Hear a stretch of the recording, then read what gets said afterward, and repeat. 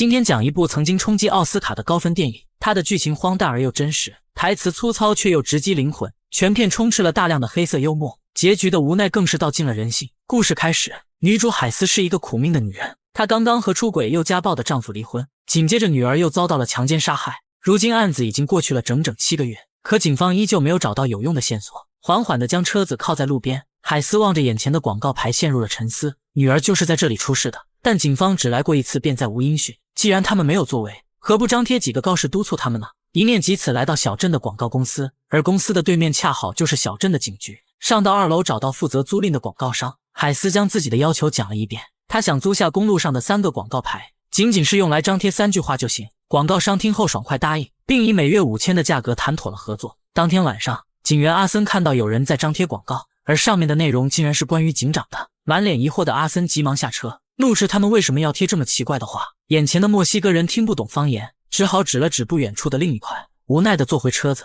阿森又来到了第2个牌子前面，而这一次的标语却更加离谱。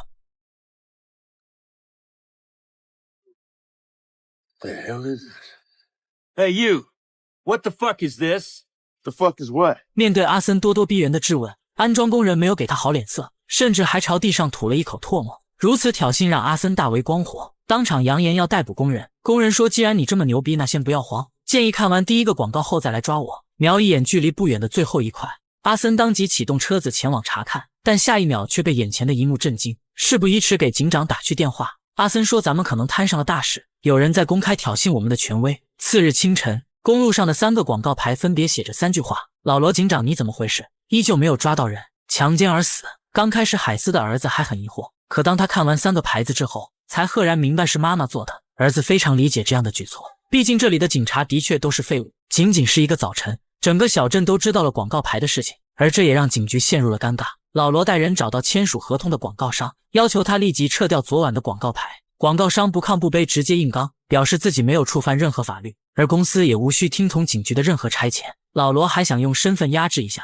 但广告商依旧不做退让。没有办法，老罗只能灰溜溜地回了警局。随着事情的慢慢发酵，电视台很快采访了当事人海斯，他们想知道这幕后究竟发生了什么。面对镜头的海斯没有客气，他说自己的女儿被人奸杀且还被人焚尸，可1年都要过去了，但小镇的警察却并不作为，他们每天就会抓些黑人搞一搞歧视，根本不知道自己的职责是什么。现在树立广告牌只有一个目的，那就是提醒他们上班后的工作内容是破案。这一幕不仅被在家的阿森看到，老罗也同样看完了整个新闻。第2天，老罗驱车来到了海斯的家里，目的自然是为了广告牌。当时剪辑这段剧情时有些卡顿，索性在转转上买了一台特别划算的2手笔记本。我这台联想小新 AI214 比新机便宜快2000。转转是个官方页2手平台，每台电脑都经过了工程师全面检验，比一般的2手更靠谱。春节也正常发货，买回来可以先试用7天。我去年6月前在上面买的手机，到现在都还很流畅呢，推荐你也去转转。老罗说，虽然现场获取了部分指纹，但和数据库内的嫌犯都不匹配，加上海斯女儿遇害时没有目击证人，所以在这样的情况下很难破案。眼下不是警方不作为，而是根本找不到任何头绪。海斯说，既然和犯罪人群不匹配，为何不抽取小镇的每一个人呢？老罗说，这不现实，况且这也不符合美国的法律。也许凶手是小镇的一员，但也有可能凶手只是一个过路的。海斯听不进警长的各种狡辩，依旧不松口要撤掉广告。无奈的老罗指了指不远处的广告牌，表示这对自己很不公平。实话告诉你吧，自己其实已经得了癌症。 I know it. Huh? I know it. Most everybody in town knows it.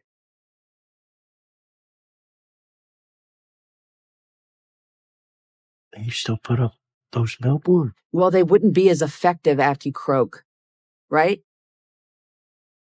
此话一出，让老罗无言以对，只能再次灰溜溜地回了警局。几天后的夜晚，刚回家的海斯看到了一个熟悉的人，他是小镇教堂的神父，来的目的是想劝说海斯撤掉广告。本来小镇的人都很同情海斯，但现在整个风向都变了，死去的人不可能再复活，但为什么不能对活着的人予以宽容呢？警长患有癌症已经时日不多，难道要他在这样的舆论下死去吗？海斯听后很是愤怒，他反击神父，这是在道德绑架。你们教堂的人曾经有过猥亵儿童，你却包庇自己人逃避法律，如今人模狗样的过来当好人，可你到底又有什么资格呢？一番话说的神父哑口无言，很显然他从未受过这样的讽刺。又过了几天，老罗的身体日渐出现状况，医生在给他检查时不禁感慨，表示现在大家都很反感海斯，相反都很支持老罗。听到这里的老罗突然暴怒，他认为大家越是支持自己，越是放大了自己身为警察的无能。当即找到正在看漫画的阿森，老罗让他把海斯女儿的案子拿出来，眼下必须重启案件调查，这样就能堵上所有人的嘴。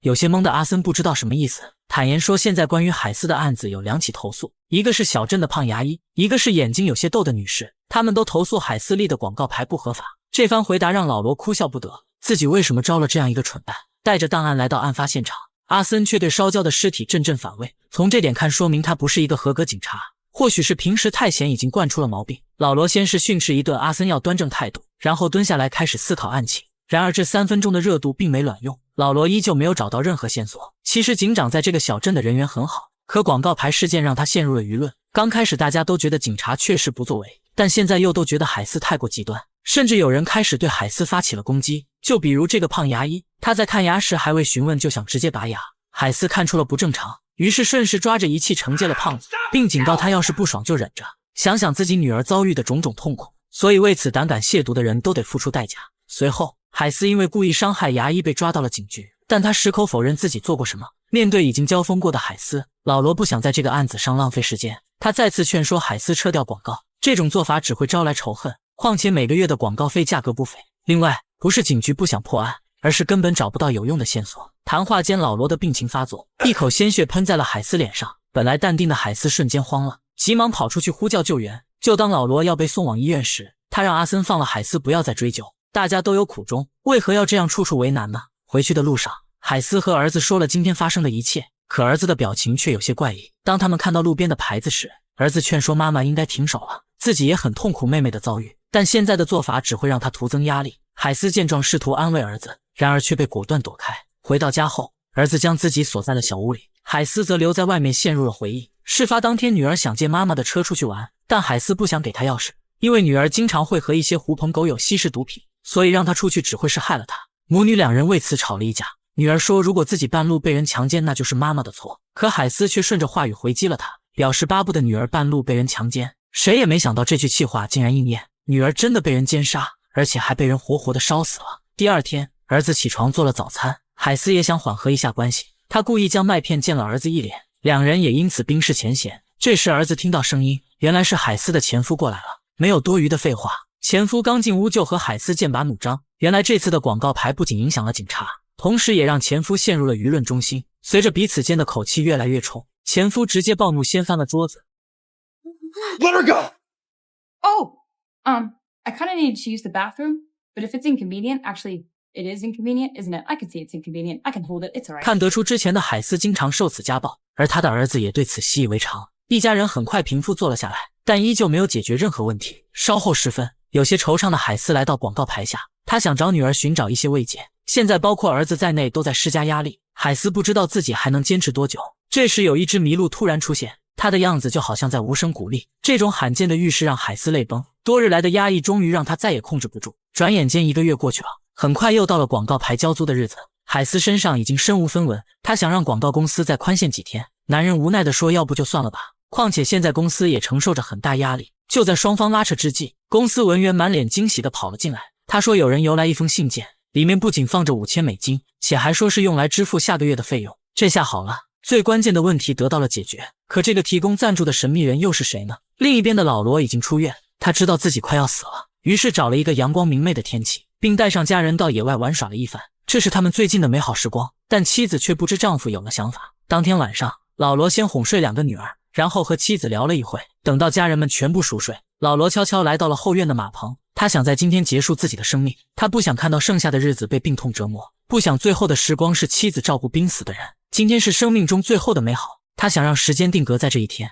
随着一声刺耳的枪响，老罗无奈地告别了这个世界。其实他的死亡是一种解脱，最起码在家人的回忆中，自己算是一个正常的人。最后一天家人的相聚，也同样是最幸福的一天。次日，整个警局的人都陷入了悲痛，尤其是阿森，悲伤和愤怒让他冲昏了头脑。拿上警棍敲碎对面公司的门，阿森把警长的死归罪给了广告商，没有言语就是一顿暴力输出，并将广告商直接扔下了2楼。惊恐的女文员怒骂阿森是疯子，但迎接他的却是重重一拳。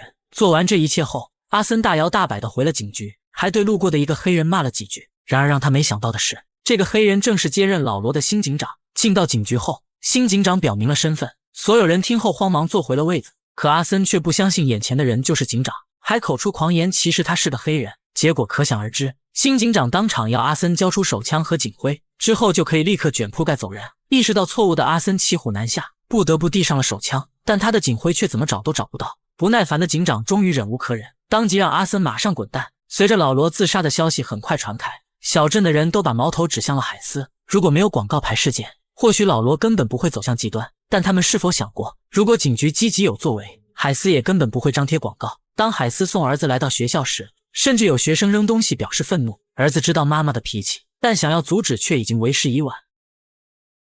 You know who threw that can? What can? How about you, sweetheart? You know who threw that can? No, I didn't really.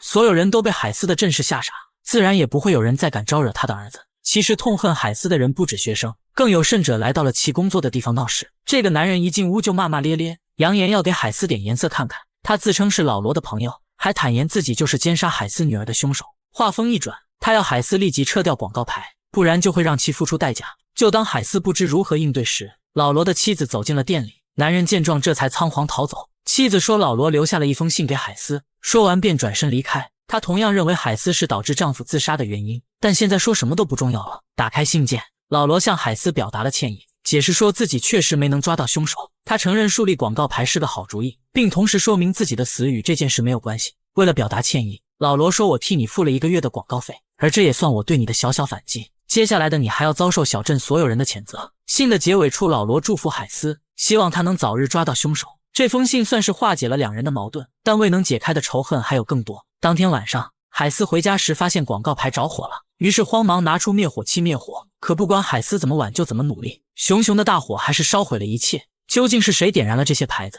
海斯觉得多半是警察们干的。次日清晨，阿森接到了警局同事的电话，原来老罗也给他留了一封信，或许是担心新警长看见不爽，同事建议阿森晚上再来拿信，顺便把警局的钥匙留下。时间一晃到了晚上，阿森戴着耳机走进了警局，并顺利地拿到了信件。同一时刻，海斯跑到了广告公司的2楼，他先是给警局打去电话，当确定里面没人之后，随即点燃了一个个备好的燃烧瓶。他确信是警察放火烧了广告牌，所以才决定以牙还牙予以报复。与此同时的阿森因为戴着耳机，所以根本没有听到电话铃声，也丝毫没有察觉身后燃起了大火。在信中，老罗说阿森其实是个好苗子，只不过由于受困于家庭，以至于让他变得很暴躁。其实阿森的行为都是装的，他只是想让自己看起来很不好惹，以此就能保护与之相依为命的母亲。老罗劝说阿森做一名好警察，希望他不要辜负自己的初心。随着猛然间的一声爆裂，阿森这才明白了自己的处境。危急时刻，阿森拿起桌上海斯女儿的案子，然后纵身一跃逃出了警察局。此时阿森的身上已经满是火焰，但他还在拼尽全力保护着档案。慌忙下楼的海斯很是愧疚，他没想到警察局里还有人，更没想到阿森竟然在拼命保护档案。所幸赶来的一名邻居眼疾手快，他脱掉衣服快速救下了阿森。等到新警长带人赶到之后，邻居帮海斯洗脱了嫌疑，谎称两人只是约会路过这里。紧接着被烧伤的阿森被送进了病房，可他一进门就看见了这里的广告商。不明所以的男人下床安慰，表示等下喝杯果汁就好了。阿森见状感动地流了眼泪，他意识到自己错了，自己的愤怒竟然伤害了无辜的人。刚开始的男人很诧异，可当得知对方就是阿森后，气得他原地转圈不停走动。然而在一腔愤怒发泄完毕，男人还是端来了一杯橙汁，还贴心地将吸管换了方向。另一边，海斯为了感谢邻居，特意请对方吃了一顿西餐。巧合的是，海斯的前夫也在这里，不过双方都未感觉尴尬。等到男人去卫生间的间隙，前夫跑过来嘲讽海斯，坦言自己才是烧毁广告牌的人。海斯听后懊恼不已，原来自己又一次错怪了警察。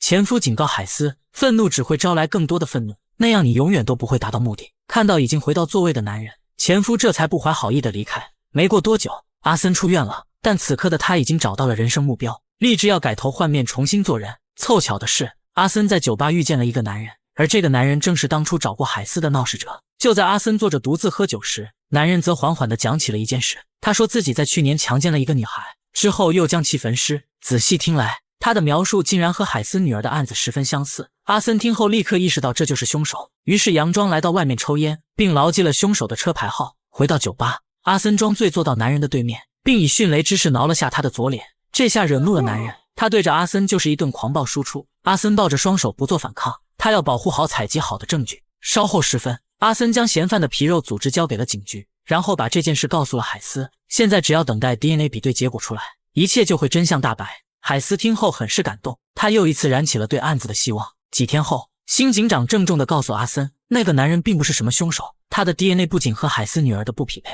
而且与全国所有的案子都不匹配。在案发期间，那个男人甚至都不在国内。阿森听后有些疑惑，询问男人案发时去了哪里。警长说，其实那个男人是名军人，案发时他还在国外执行任务。听到这里的阿森不再说话，他已然明白了所有一切，果断从身上掏出找到的警徽。阿森起身离开了警局。回到家后，阿森给海斯打去电话，并陈述了一遍得到的回复。在一阵沉默过后，阿森说，这个男人即便不是本案的嫌犯，但一定也是一个强奸犯。如今新警长这样的回答，实际上是赤裸裸地放走了一个罪犯。 What are you saying to me? Got his license plate. I know where he lives. 谁都没说要去杀了男人，但两人已经心照不宣。或许再也无法抓到本案的凶手，但他们却不甘心就此放过一个罪犯。就这样，海斯和阿森踏上了自我救赎的征途。在路上，海斯询问，我们真的要杀那个男人吗？阿森回答说，我不确定，不如稍后再做决定吧，反正路上有大把的时间。至此，本片结束。在这部电影里，他所表达的意思更多的是人性，而只有彻底的看透人性，我们才能理性的对待每一件事，才能明白什么才是真正的道德。